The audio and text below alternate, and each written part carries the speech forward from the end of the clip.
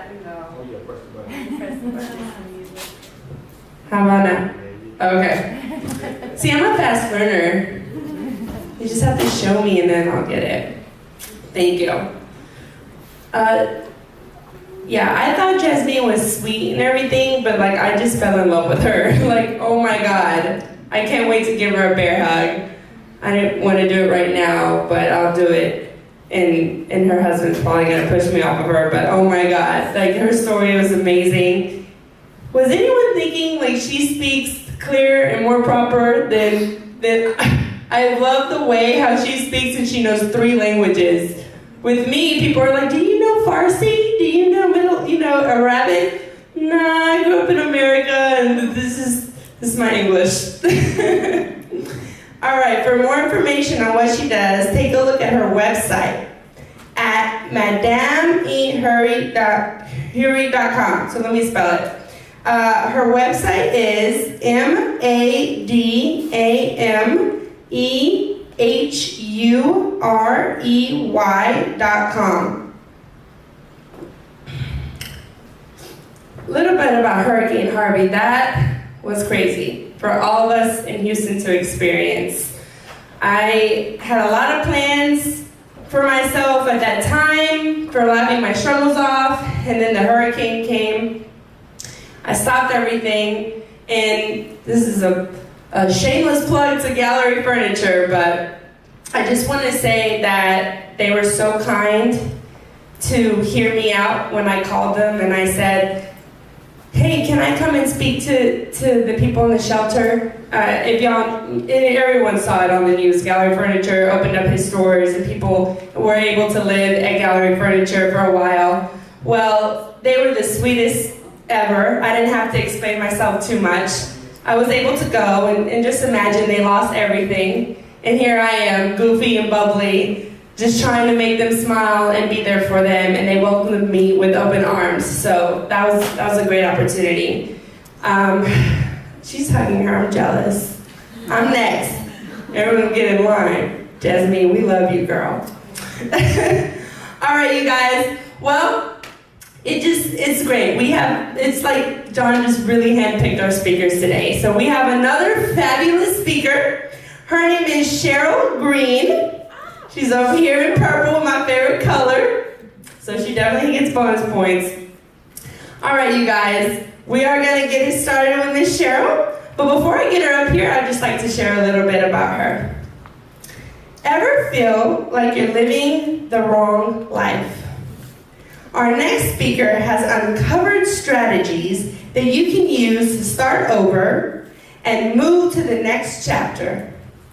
She earned a master's degree in forensic psychology from John Jay College of Criminal Justice before discovering her love of story.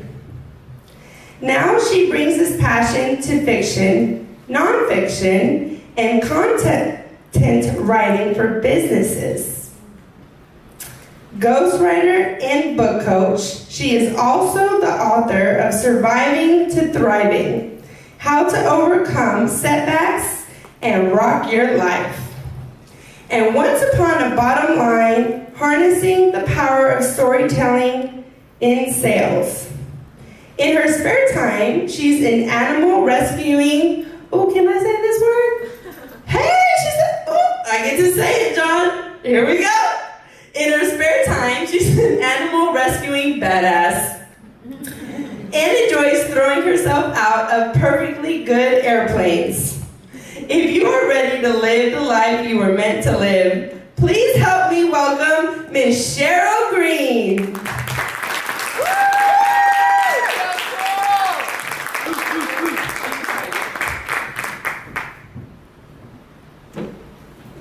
And you may find yourself living in a shotgun shack. And you may find yourself in another part of the world. And you may find yourself in a beautiful house with a beautiful wife. And you may ask yourself, well, how did I get here? Any Talking Heads fans in here? Right. It's always been one of my favorite songs because one day I sat back and I asked myself that very same question. How did I get here? Have you ever looked at your life and asked that question? Am I living the life I'm supposed to be living? Back on July 8th of 2008, I was living with my husband and our dog Akasha in a beautiful house in High Point, North Carolina. I got up that morning and I went to work just like I did every day. It was around 11 o'clock when I realized I hadn't heard from my husband all day. It was a little weird. We texted back and forth all day long. My mind was going to some bad places. What if he's hurt? What if he's sick? What if he's...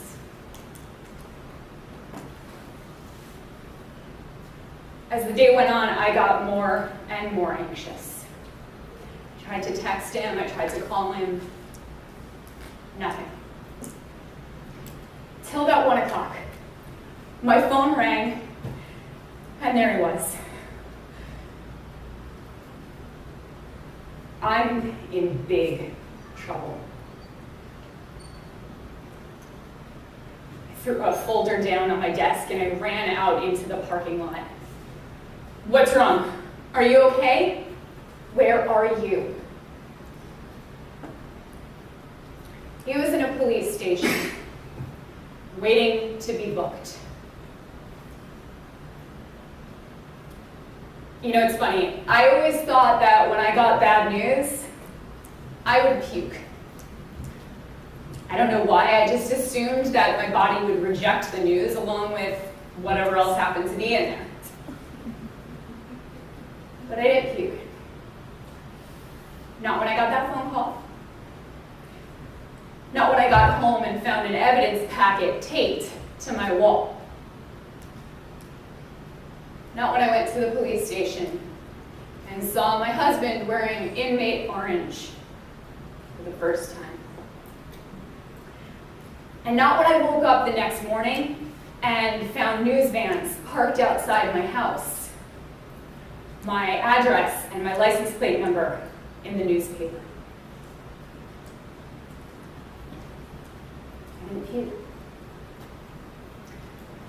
My husband, along with 4 other school district employees, was caught in a sting operation. For the last 3 weeks, he had been talking to an undercover officer posing as a 13-year-old girl. 7 years we were together. Over. I didn't puke. But I did ask myself, how did I get here? And more importantly, what do I do now? I used a variety of strategies when my life fell apart. Today, you're going to learn 4 of those strategies, 4 ways that you can rebuild your life when it crumbles underneath you, or just when you realize that you're living the wrong one. Are you ready to change your story and start a new chapter in your life? Yes. Yes. You need to turn the page. P-A-G-E. P stands for passion.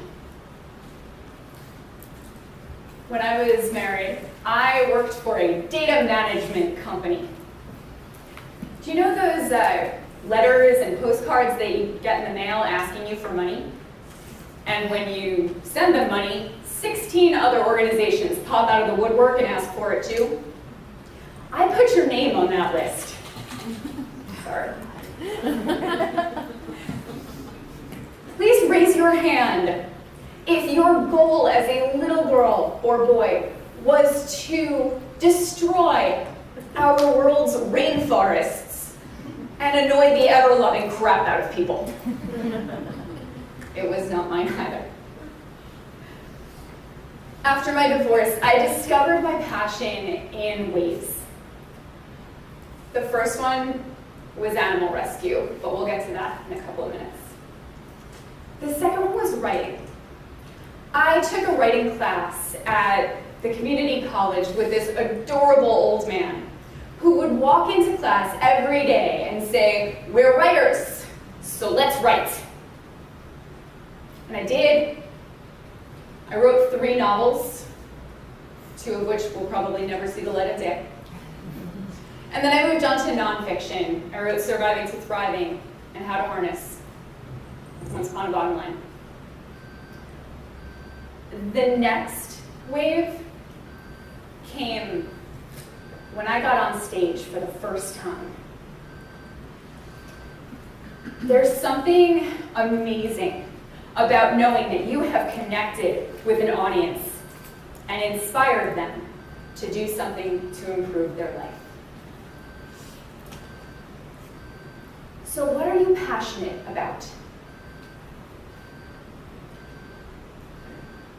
Can you imagine a world in which everyone did what they wanted to do for a living? Crazy, right? Think about your passion. What would get you out of bed every day? And are you actually doing it?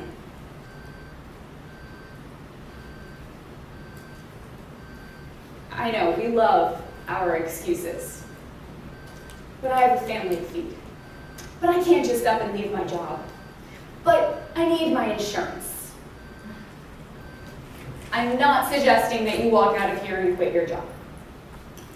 I'm just suggesting that you take the first step. Les Brown says that the only limitations to tomorrow are the buts we use today.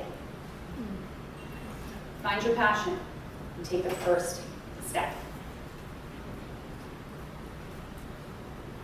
Next, letter A is for adapting to your circumstances. For a couple of weeks after I left my husband, I would wake up every morning and I was at peace. Then slowly my eyes would open and I would see the surroundings, see I wasn't in my bed. And I would realize that everything was different now. I had to adapt. I had to realize that I couldn't go back to where I was. I couldn't change what had happened. And I know you're probably thinking, well, I'm just not born with that ability to adapt like that. But the more we practice it, the better we get. I actually got a lot of practice when I was in college. I worked for a company called Fortune Offs. Has anybody heard of this? Okay. It's like the mecca of upscale home furnishings and jewelry and things like that in New York. I was a cashier. And every morning, we would meet in the basement, we would get our assignments, get our cash bags, and we'd wander up to our cash registers like an army of professionally dressed people in sensible shoes. I'd be on day 5 of a 6-day work week. I'd round the corner to go up the escalator, and I would trip. Because every couple of days, empower others to empower yourself. When people see pictures of my ex-husband, they usually have the same reaction. Sheryl, what the hell were you thinking? He wasn't the most attractive or the smartest or the most driven. But back then, I had no self-esteem. I didn't love me. But he did. So I stayed. After the divorce, I had to learn how to love myself. There is no more powerful way to prove your self-worth to yourself than by saving someone else. I found my self-worth through animal rescue. At my lowest point, my stepmom sent me out to Petapalooza. It's a big animal festival in Las Vegas. While I was there, I spoke to some women from Foreclosed Upon Pets. Apparently,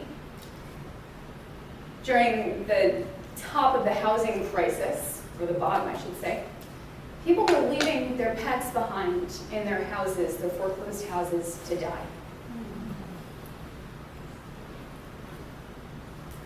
Akasha has been my strength through the divorce, the depression, the foreclosure, the bankruptcy. How could anyone leave an animal behind to die? Now I had a mission. I called on the few people that I actually knew in Las Vegas, and we organized a yard sale. We raised $1,000 for this organization. And I found out I actually have some skills.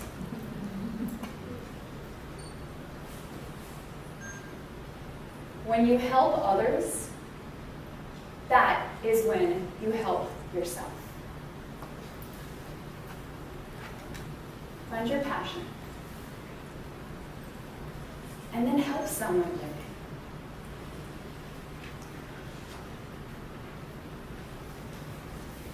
Back in 2008, I was depressed.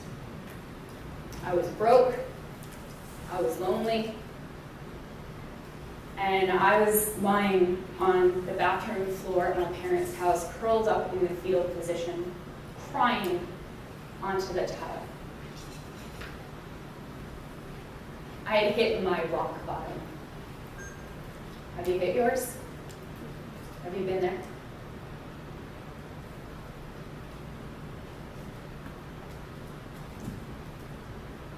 Fast forward to today. I live in a beautiful house.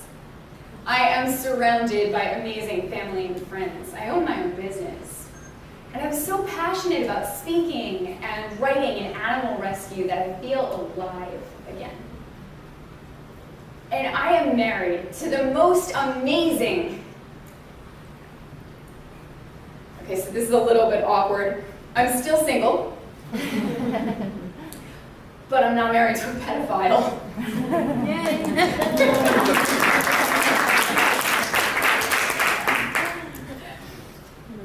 What do you think made the difference? Just call it out. What do you think that made the difference between then and now? You love yourself. Loving myself. What else? Hope. Hope? Yeah. What else? Focusing on others. Focusing on others, absolutely. Yeah. Support system. Support system, for sure. You found your why. I found the why. Toastmasters. Toastmasters too, yes. Absolutely.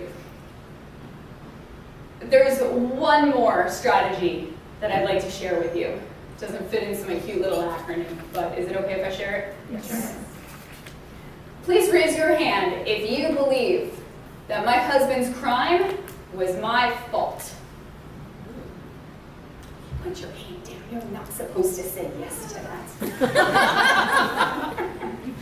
Now raise your hand if you believe that it was my responsibility. Now you can raise your hand. I can raise my hand now.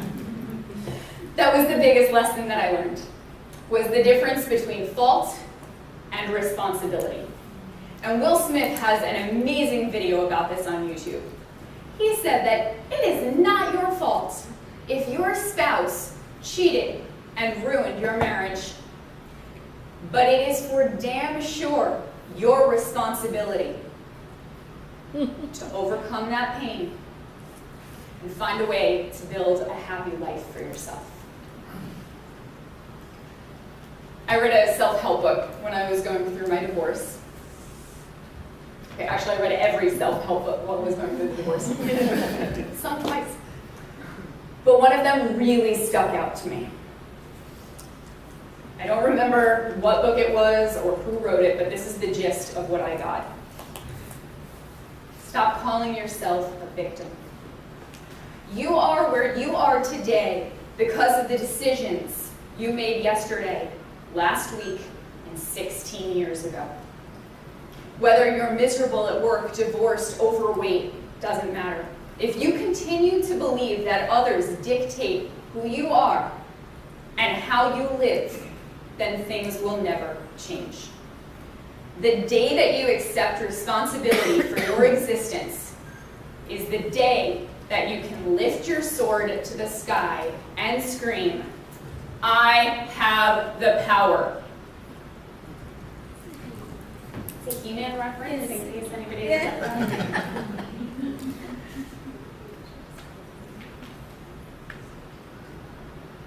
When there's one more part to this responsibility. When you've been through this period of suckage in your life, I believe that it is your responsibility to help someone else through theirs. That's why we're all here today. That's why all of these speakers have gotten up and bared their souls and told you their story, because we know that that can help you get through your challenges. It's also why I wrote Surviving to Thriving. All of the strategies I mentioned today and 11 more are in this book. Who would like to get a free book? Okay. You just have to answer one question for me. It's very important. What's my dog's name? Okay. Come on up. You grab the book. Give her a hand. Give her a hand.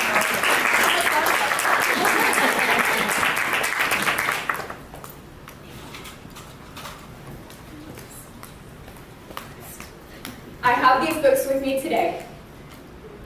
I've got them in the back. If you're going through a difficult time, they can help. Normally, I donate a portion of the proceeds to an animal rescue that I work very closely with, Hearts Alive Village, Las Vegas. However, when in Rome, I decided, Houston, you guys have been through enough, and your animals have been through enough. So I connected with a rescue out here.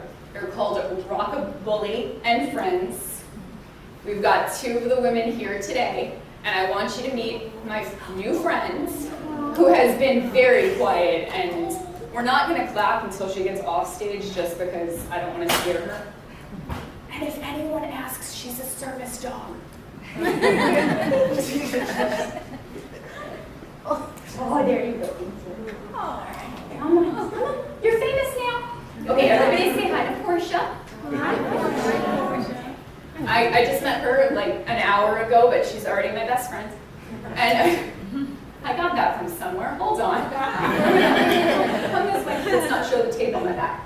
Okay, so Portia is 4 years old. She was rescued from a kill shelter out here.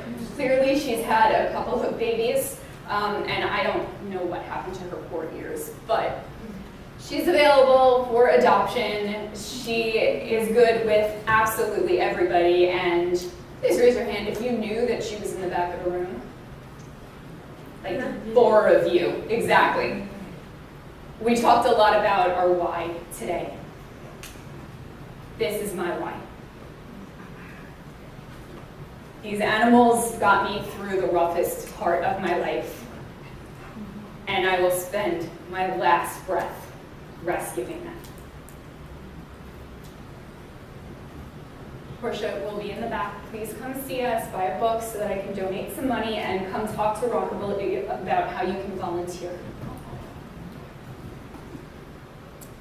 Things are going to happen in your life.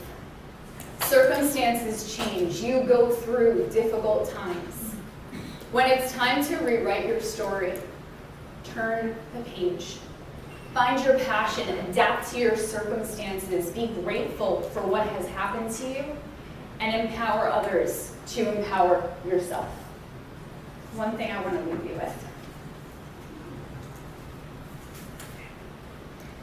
When you're in the thick of it, shielding your eyes from the piles of crap that the universe is heaping upon you, there is no more infuriating phrase then everything happens for a reason.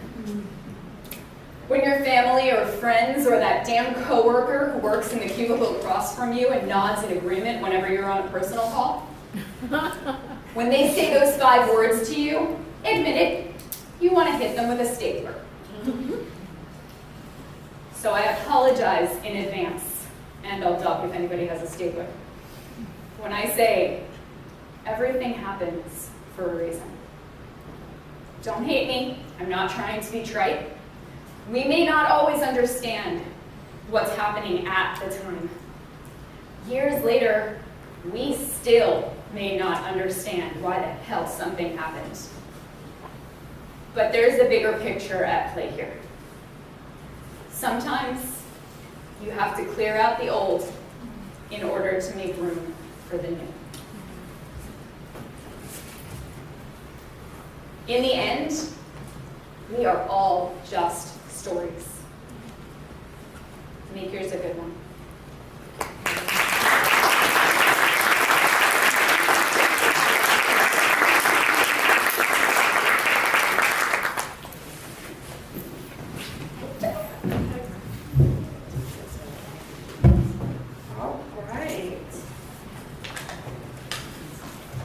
All right. Okay. All right, you guys. Woo! Thank you, Sheryl. That was amazing. Portia is cute, strutting. Oh my gosh. All right, you guys. Please visit Sheryl in the back of the room to purchase Surviving to Thriving and support Rockabully and Friends Animal Rescue. It's very nice of them to be here today. And in the words of Bob Barker, help control the pet population. Have your pets sprayed or neutered. Spayed, don't spray them. Spayed. Unless it's fun for them, I don't know. One thing that Sheryl said that really resonated with me is that she pointed to her scar, and instead of being sad, it was more of a happy reminder